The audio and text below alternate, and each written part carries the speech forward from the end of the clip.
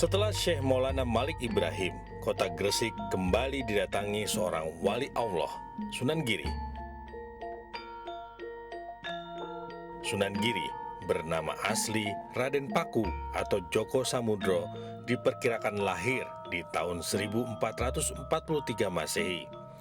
Sunan Giri merupakan putra dari Syekh Maulana Ishaq, seorang ulama besar dari Samarkand, yang kemudian menikah dengan putri Raja Blambangan, Dewi Sekardadu.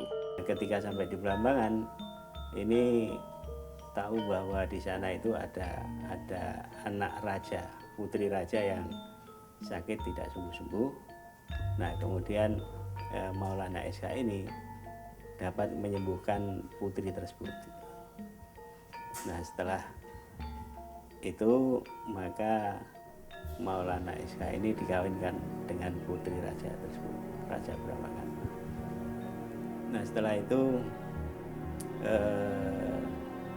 ada dakwah dari Maulana Ishaq kepada raja itu sendiri, tetapi raja tidak berkenan untuk masuk Islam.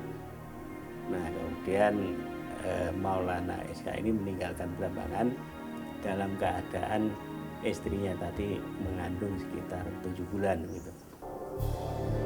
Nah, ketika lahir bayi ini, raja tadi tidak senang terhadap Maulana Ishaq tadi karena ingin mengislamkan, dia tidak mau. Maka yang menjadi sasaran itu bayi tersebut. Nah, bayi ini kemudian dimasukkan ke kotak, kemudian dialirkan ke laut gitu kan. Nah, ketika di laut ini otomatis ini tidak tenggelam gitu. Ada kapal saudagar. Nah, kapal saudagar ini saudagarnya dari Gresik. Nah, utusan atau punggawanya saudagar itu sampai ke Blambangan, tahu bahwa ada barang di situ, ternyata itu bayi diambil oleh kapal pedagang dari Gresik tadi. Nah, setelah itu bayi tiba ke Gresik, kemudian diserahkan kepada saudagar yang ada di Gresik itu. Yang saudagar ini seorang janda kaya yang bernama Nyi Ageng Pinate. Waktu kecil dia diberi nama Djoko Samudro karena memang dia sempat dalam rangka untuk penyelamatan dia dilarutkan ke lautan ya, di Mesir dalam peti karena menghindari ancaman pembunuhan ya, karena konspirasi politik di Blambangan.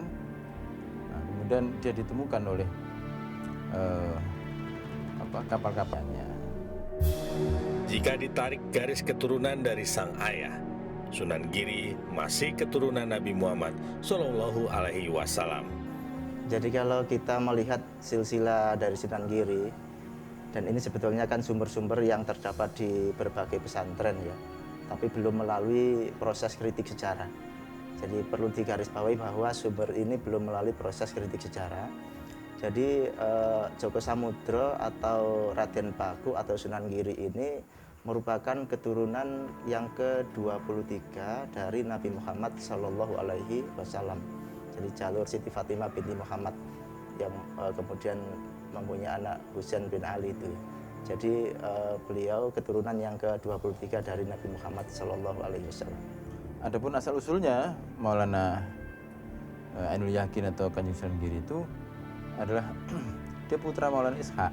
Itu adalah putra dari Maulana Ibrahim Ghazi atau Ibrahim Samarkandi. Ibrahim ini putra dari Jamaluddin Husin Akbar atau dikenal Jumatul Kubro.